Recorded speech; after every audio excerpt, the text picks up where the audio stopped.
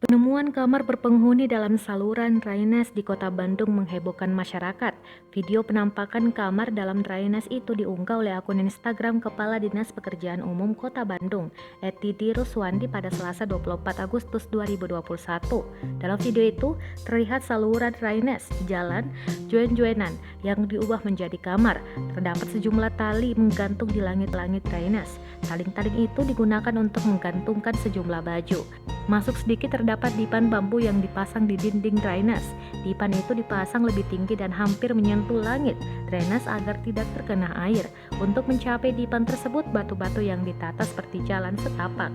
Sedangkan di video kedua, terlihat sejumlah petugas sedang membersihkan saluran drainase. Bahkan di foto terakhir, nampak tempat tidur berisi bantal guling serta alat tidur lain.